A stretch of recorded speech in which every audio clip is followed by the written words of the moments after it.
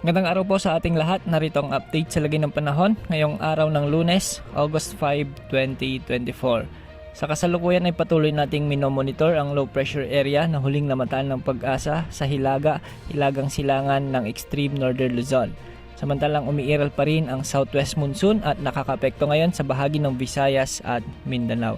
Dahil nga sa habagat, posible ang mga pag-ulan sa bahagi ng Western Visayas, Negros Island Region, Occidental Mindoro at pati na ang Palawan. Ang mga lugar na ito ay posibleng makaranas ng maulap na kalangitan at may mga kalat-kalat na pag-ulan, pagkidlat, pagkulog. Posible ang mga pagbaha at pagguho ng lupa dahil sa kung minsan ay may mga katamtaman hanggang sa malalakas na buhos ng ulan.